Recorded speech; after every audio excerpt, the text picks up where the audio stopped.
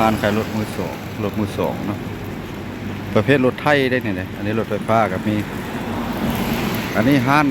เคยมารีวิวเนาะเพราะว่ามื้อนี้มารีวิวให้เพิ่นโทรนำเนาะเดือนหนึ่งทุกครั้งเนาะมารีวิวในตัวเมืองท่าแขกแขกขมวนเนาะมื้อนี้ก็มืดฝนครึ้มอยู่อันนี้รถจักรไฟฟ้าเนาะอันนี้ปลายรถจักรไฟฟ้านี่พี่น้องถ้ามีคนสนใจเนาะเบอร์โทรก็อยู่กล้องนี้ซื้อมาซื้อเนาะมีหลายรุ่นหลายแบบเลยพี่น้องเอ้ยรุ่นนี้แบบรถทีบแต่ว่าสิเป็นพ่อนก็ได้แต่ว่าเงินบ่พอถือสัมมโนมาพร้อมเด้อพี่น้องเด้ออ่านJ1เนาะอ่านJ1อยู่ในพอแล้วย่างอยู่พอใช้สวยกับบ่อนั้นปั๊มน้ำมันนี่แหละพอเดือนแล้วนี่ก็มารีวิวเนาะอันนี้ศูนย์ฮอนด้าอันนี้สุริไซเด้อฮานสุริไซตัวนี้ฮานสุริไซอันนั้นเป็นรถไทยเนาะขายแต่รถไทย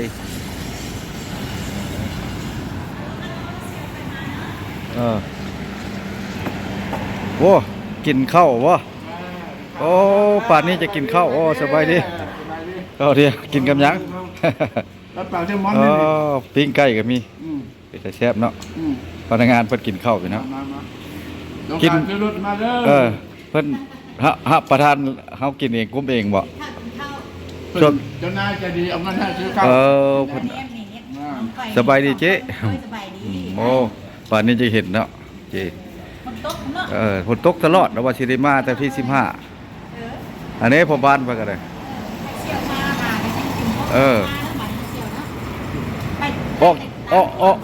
ออกจากคันแล้วมื้อนี้ออกจากคันแล้วมื้อนี้ฮะมาจากสวนสัตว์ค่ำนี่แหละออนไลน์ตัวนี้ไซส์ดีอยู่ตัวนี้ตัวนี้คือเก่าบ่ราคา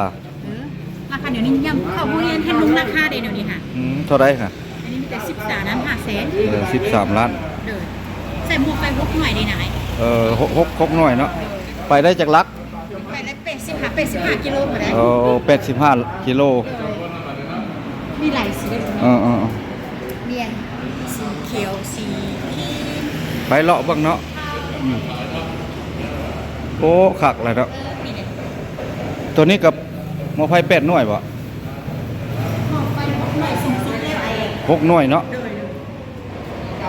ตัวนี้ได้ราคาคือเดียวบ่ตัวนี้23นะตัวนี้คือรถจักรเลย25ได้ตัวนี้ลง23นึงตัวนี้ไปละ100กิโลแล้วอันนี้เด้อไปได้100โลเนาะเป็นดีสเปนนี่สเปน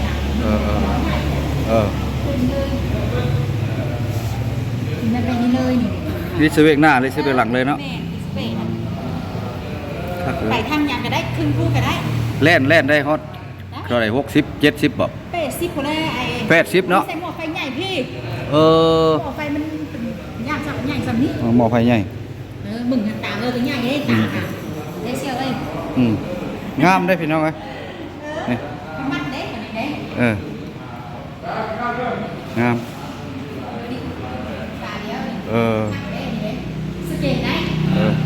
สแกนเอาเลยไอ้เด้อสแกนเอาเลย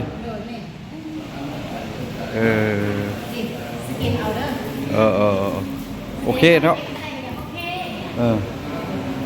แสดงว่าได้ขายดีกว่ารถกินน้ำมันนี่ค่อยเบิ่งเนาะยังมีหาที่จะใครรถไฟฟ้าเข้าใจรถไฟฟ้านี่หลายเนาะน้ำมันขึ้นราคาอีกแล้วน้ำมันแพงนะจ๊ะรถไฟฟ้าหลายน้ำมันแพงรถไทยมีรถอะไรรถสมัครมีตั้งแขวงนี่ก็ได้เนาะเห็นโอนเงินมาเนาะตั้งแขวงก็ได้ท่านผู้ชมเด้อภาคไปให้ได้ตั้งแขวงก็ได้เสียค่าฝากให้เด้อเสียค่าฝากให้ตั้งแขวงก็ได้เพิ่นว่าเนาะถ้าว่าสนใจเนาะเข้ามาเบิ่งตัวจริงเลยหรือว่าแซดมาก็ได้บ่แปลกสิเอาเบอร์ขึ้นใส่หน้าปกโปรไฟล์นี้ได้ฝากให้ได้อันนี้ลูกค้ามาล่ะนี่เว็บไอนี่ลูกค้ามาแม่นบ่ลูกค้าแม่นล่ะฮะอันนี้ลูกค้ามาแล้ว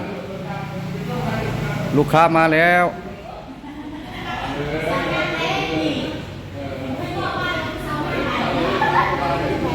อืม อันไหนมาเป็นบริษัทไหนบริษัทเท้าภาษาไทยด้วยชาวไทยปัญญา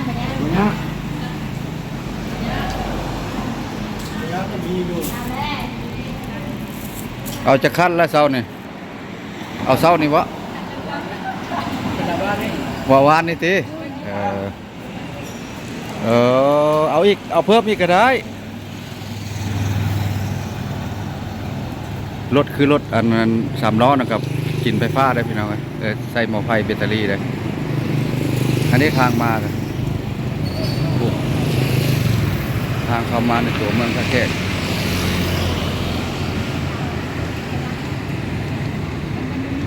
ใช่ได้หมดปกติมาน้ำเป็ดเดี๋ยวมันใส่ข้าวเย็นเนี่ยค่าน้ำ2ใส่ถุงก็5 ล้านไปวานในเพื่อนให้ลูกเพื่อนคัดหนึ่งเนาะซื้อให้ลูกไปทุกเย็นเนาะ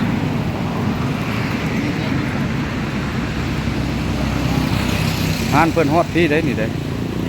วางฮอดพี่ตัวนี้แล้วมันขายรถ3 ล้อเนาะอันนี้หานโรงแรมวันนิยมเนาะเดี๋ยวเป๊ะเดี๋ยวของโรงแรมวันนิยมท่านผู้ชม